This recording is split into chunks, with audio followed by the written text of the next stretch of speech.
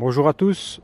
Aujourd'hui je suis sur le site des grottes de Calès à Lamanon dans le sud de la France et je vais rapidement vous montrer le site, les constructions qu'il y a sur le site.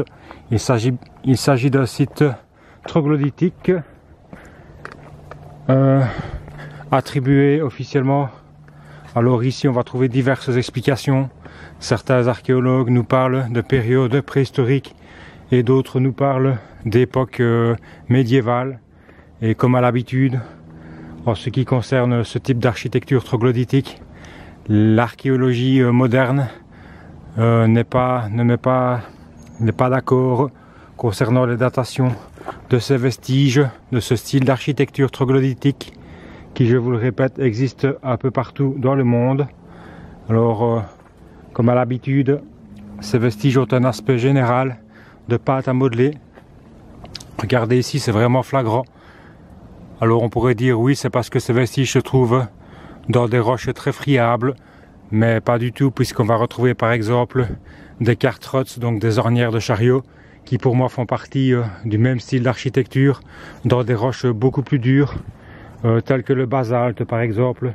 Donc ce n'est pas la friabilité de ces roches, ni même leur érosion qui a donné à ces vestiges leur aspect général de pâte à modeler, mais plutôt, comme je l'explique dans tous mes travaux et dans les émissions que nous avons faites sur l'architecture sacrée avec Pierre-Yves Lenoble et Je la Tradition, nous pensons que ces vestiges datent très probablement d'un ancien cycle cosmique et on se réfère aux enseignements traditionnels et à la science sacrée pour expliquer ce style d'architecture et non pas à la science moderne et profane qui a rejeté les enseignements traditionnels puisqu'elle n'est plus capable de les comprendre. La science moderne est une science matérialiste et progressiste, tandis que les sciences sacrées sont des sciences spirituelles et métaphysiques et elles conçoivent le monde comme une évolution depuis une origine purement spirituelle,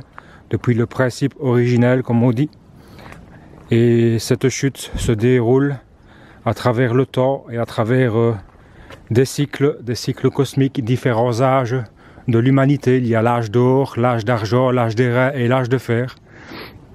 Et moi je pense que ce style d'architecture appartient au plus ancien cycle, c'est-à-dire à l'âge d'argent, au premier monde, puisque durant l'âge d'or il n'y a pas eu d'architecture sacrée, il n'y a pas eu de sanctuaires qui ont été construits, vu que l'humanité était encore dans son état paradisiaque originel, et c'est seulement à la suite de cette première chute, donc de la chute du paradis, que les hommes ont commencé à construire des sanctuaires, et ils l'ont fait d'abord, durant le premier monde, directement dans la pleine masse des rochers, et je pense qu'ils l'ont fait sans avoir recours à l'aide d'outils matériels, mais plutôt grâce à des capacités psychospirituelles plus développées que les hommes des cycles ultérieurs, vu que cette humanité du premier monde était plus proche des origines et donc plus proche de l'esprit, et donc dotée de capacités que les hommes ont de plus en plus perdu tout au cours du temps et au cours de la chute. Et donc dans ces vestiges, on va retrouver évidemment, comme à l'habitude, de très nombreux symboles géométriques mais également numériques. Le symbole de l'escalier, le symbole du carré. Regardez ici, il y a de beaux exemples ici de symboles du carré, mais aussi de la voûte. Donc une sorte de carré ou de rectangle surmonté de la voûte qui symbolise l'union du ciel et de la terre, puisque la terre est symbolisée par le carré et le ciel est symbolisé par la voûte. Et quand on trouve ce symbole réuni, les deux en un, cela symbolise l'union de la terre et du ciel, donc le retour au principe, à l'unité originelle, d'où tout procède. Et pour moi, l'humanité qui a réalisé ce style de vestige avait encore conscience d'avoir chuté d'un état paradisiaque originel, d'une unité, et il recherchait à travers des pratiques religieuses, ou plus exactement initiatiques, dans ces sanctuaires proto-historiques, troglodytiques, il recherchait donc à retrouver cette condition paradisiaque, originelle et unitaire. Et donc on voit d'énormes morceaux de blocs, comme toujours, qui se sont effondrés des plafonds, des cavernes et des parois. Et donc les cavernes, dans la mythologie, ne sont pas de simples pièces d'habitation, ni des pièces pour entreposer du vin ou faire du fromage, ou pour abriter les bêtes, mais au contraire des lieux d'initiation, des tombes symboliques et initiatiques. La caverne est le lieu sacré où se pratiquent des rituels d'initiation. Ce sont des lieux de mort et de renaissance initiatique, comme cela est mentionné dans un grand nombre de mythes sacrés dans différentes traditions spirituelles de l'humanité. Sur ce site, il y a, on va dire, un grand rocher d'un côté et un autre rocher de l'autre. Moi, j'ai déjà parcouru un rocher et je suis resté au pied de l'autre. Et alors, je vais remonter maintenant pour faire cette vidéo, la partie que j'ai déjà faite en arrivant. Et donc, ce qu'on voit ici, c'est un magnifique portail d'entrée. Il y en a également de l'autre côté du site. Et alors, on voit ici certainement des réalisations du cycle cosmique actuel, donc de l'âge de fer, du Moyen-Âge, qui entoure, comme toujours, ces vestiges troglodytiques préhistoriques, entre guillemets. Donc il y a plusieurs styles d'architecture à distinguer. Une architecture troglodytique préhistorique, entre guillemets, qui date selon moi du Premier Monde, et une architecture avec des blocs de plus petite taille qui date du Troisième Monde, de l'âge de fer. Il y a également, mais ici on n'en trouve pas sur certains sites, une architecture de type cellulaire mais mégalithique qui quant à elle appartient au Second Monde, à l'âge d'airain. Donc on va remonter ce petit chemin ici pour accéder vers le dessus de la colline. Alors pour moi, ces chemins ici, ils ont été recouverts tout au cours du temps par des blocs, mais à l'origine il devait y avoir des chemins entièrement réalisé dans la pleine masse des rochers. D'ailleurs, ça se voit encore par endroits, à certains endroits de ces chemins. Donc, on va remonter cette petite colline de l'âge d'argent, avec ici une grande caverne qui a été soutenue ici avec des étançons modernes afin que le plafond ne s'effondre pas, car effectivement, comme on le voit partout avec ce style d'architecture, les plafonds se sont souvent effondrés, et ainsi que les parois sur le devant des cavernes, avec ici ce qu'on va retrouver dans toutes les cavernes. Ce sont des sortes de tombes qui pour moi n'étaient pas des tombes sépulcrales, ce n'était pas destiné à allonger le corps d'un défunt, mais plutôt des tombes destinées à la pratique de rituels d'initiation. Les initiations consistaient en une mort et une renaissance initiatique, c'est-à-dire qu'il fallait mourir à soi-même, entre guillemets, à sa partie individuelle et temporaire, afin de renaître sur un plan plus élevé, de renaître uni au soi universel et éternel. Il fallait unir, souder l'âme à Dieu, à son origine spirituelle. C'est pourquoi il fallait d'abord faire mourir, entre guillemets, le domaine individuel du petit moi temporaire et toutes ses illusions, afin de transcender cet état individuel pour enfin élever l'âme vers son origine divine et la souder à l'esprit. C'est le but ultime des initiations qui se déroulent dans les sociétés traditionnelles et déjà depuis une époque très lointaine, donc depuis le Premier Monde, avec ici toujours une superbe partie à l'allure générale de pâte à modeler très marquée, et ici deux superbes cuves qui, à mon avis, évidemment étaient également liées à la pratique des rituels religieux ou initiatiques, avec l'utilisation de l'eau dans un cadre religieux évidemment. Alors, superbe vue ici sur l'ensemble du site des grottes de Calès à Lamanon. Donc voilà, je continue cette ascension avec toujours ce qu'on voit. Donc c'est un chemin qui ascensionne vers le sommet de la colline. Ce qu'il faut bien comprendre, c'est que pour les anciens, pour les hommes des sociétés prémodernes et traditionnelles, la montagne était un symbole ascensionnel. Les anciens avaient une vision symboliste du monde. Tout dans le monde symbolisait des principes immatériels, des principes spirituels. Et la montagne symbolise par excellence le passage de la multiplicité, qui est la base de la montagne, à l'unité qui se trouve au sommet. Et alors tous ces chemins qui sillonnent les flancs de la montagne sacrée sont bordés justement de cavernes et de tombes initiatiques, de baptistériums comme je les appelle. Et alors il fallait certainement passer de cavernes situées les plus en bas et monter progressivement pour s'élever spirituellement vers le principe suprême qui se trouve au sommet.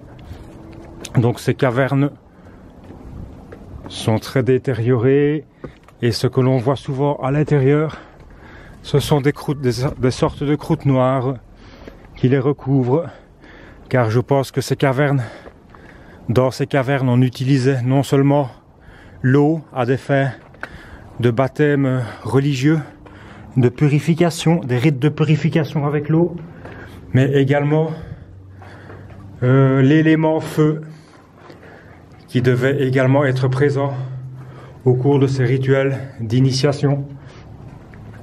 Dans la Bible, il est dit que Jean-Baptiste vous baptise avec l'eau, mais que celui qui vient après lui vous baptisera avec le feu. Donc on voit bien que dans le processus initiatique, il y a d'abord un processus de rituel avec l'eau qui est associé à la purification, mais déjà à la mort et à la renaissance, et enfin un rituel avec le feu pour finir de dissoudre tout ce qui pourrait rester du domaine individuel pour que l'être puisse réintégrer le principe originel.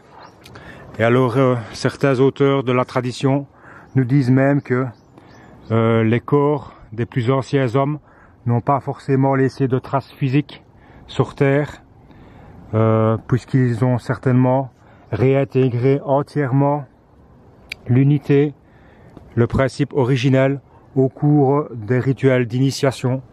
Et alors il faut aussi savoir que à cette époque, la figure du monde, comme l'enseigne la cosmogonie traditionnelle, était différente, plus subtile. C'était une époque plus proche des origines, plus proche de l'esprit. Donc le monde et l'homme, bien entendu, étaient également plus proches de leur origine et dotés certainement de capacités qui dépassent largement les hommes des cycles ultérieurs, des cycles cosmiques ultérieurs. Donc ici un magnifique canal central qui pour moi servait à l'écoulement de l'eau dans le chemin initiatique. Au milieu du chemin, il y avait un canal central qui faisait s'écouler l'eau depuis le dessus de la montagne sacrée jusque vers les cavernes qui se trouvent plus bas afin de les remplir pour la pratique de rituels d'initiation. C'était de l'eau religieuse, de l'eau qui venait du ciel, et le ciel symbolise l'esprit. Et donc cette eau était utilisée à des fins spirituelles et non pas à des fins matérielles, comme il est parfois dit sur certains sites qui sont attribués à des châteaux forts. Les archéologues ont remarqué qu'il y avait des canaux sur les sites, mais ils attribuent toujours ces réalisations à de simples fonctions matérielles et ils n'y voient pas des réalisations à fonction spirituelle, puisqu'ils sont incapables de reconnaître les symboles encodés dans ces vestiges troglodytiques, et ils ne voient pas par exemple dans les cavernes des cavernes d'initiation, mais seulement des cavernes qui auraient eu des buts bassement matériels, comme des habitations ou des entrepôts, des cuisines, des boulangeries, etc. Les panneaux explicatifs que l'on trouve parfois sur certains de ces sites sont vraiment très comiques. On voit par là que les archéologues ne comprennent manifestement pas ces vestiges comme la science sacrée peut nous permettre de les comprendre. Pour comprendre ces vestiges, il faut toujours se référer aux sciences sacrées, à la cosmogonie, à la mythologie, la cyclologie, la science des symboles, la métaphysique. C'est par l'étude de ces sciences qu'on peut comprendre ces vestiges, notre passé, et plus encore le monde, et même apprendre à se connaître mieux soi-même. Alors ici on arrive au sommet de la colline. Je vous fais un petit check d'horizon, un petit 360 pour vous montrer la magnifique vue que l'on a vers le sommet de ce site. Alors je n'ai pas été au sommet sur la colline d'en face, j'ai juste été dans le fond. J'ai vu énormément de cavernes qui s'étendent tout le long de la paroi rocheuse qui est située en face. Il y a également les mêmes cavernes au pied de la colline sur laquelle je me trouve. Et alors ici, ce qu'on va voir, c'est un puits, évidemment, les puits sacrés qu'on va toujours retrouver dans ce style d'architecture troglodytique. Le puits est un symbole axial, l'axis mundi qui relie les trois mondes du cosmos entre eux, terre, monde intermédiaire, ciel. Donc la terre, elle peut être assimilée au niveau microcosmique, au monde physique. Le monde intermédiaire peut être assimilé au monde psychique. Et le ciel, peut être assimilé au monde spirituel. Donc enfer, monde intermédiaire ciel, ou terre, monde intermédiaire ciel, correspondent au monde physique, monde psychique et monde spirituel. Et donc sur le sommet de ce site a été implantée une magnifique Vierge à l'enfant, comme quoi la tradition chrétienne avait reconnu le caractère sacré de ces anciens vestiges et est venu y mettre la Sainte Vierge, la Vierge qui symbolise justement l'âme purifiée qui a réussi à retrouver sa condition paradisiaque originelle, le monde informel, la materia prima, tandis que l'enfant lui représente la parole divine, le verbe qui s'exprime, la sagesse créée, tandis que la Sainte Vierge symbolise la sagesse incréée. Donc voilà pour cette petite ascension avec vous de ce fabuleux site des grottes de Calès à Lamanon, un site qui m'avait beaucoup fait rêver quand je l'ai vu sur internet. Je rêvais un jour d'y aller, voilà, c'est fait. Je remercie le ciel d'avoir eu cette opportunité de visiter cet endroit fantastique, magnifique. Ces fabuleux rochers sacrés remplis de cavernes initiatiques qui n'avaient donc pas de simple fonction matérielle ni militaire et qui sont bien plus anciennes que le Moyen-Âge et même que l'Antiquité classique, puisque ce style de vestige appartient au premier monde, à l'âge d'argent, de la cyclologie, de la doctrine des 4 âges des anciens Grecs. Donc lisez les auteurs de la tradition, René Guénon, Fritjof Schuon, Titus Burckhardt, Ananda Coomaraswamy, Julius Evola. Voilà le genre d'auteurs qui vous donneront des explications sur toutes les sciences sacrées et qui vous permettront notamment de mieux comprendre ce style d'architecture et l'architecture sacrée de manière générale. Voilà, je vais redescendre par le chemin où je suis monté tout à l'heure. Alors c'est un chemin, comme je le disais, qui a été recouvert au cours du temps par des pavés, mais qui recouvre certainement un chemin troglodytique qui existait à l'origine. Je vais quand même vous montrer le formidable chemin troglodytique qui existe à l'entrée de ce site et qui mène vers son sommet. Là, je suis bien entendu en train de le redescendre.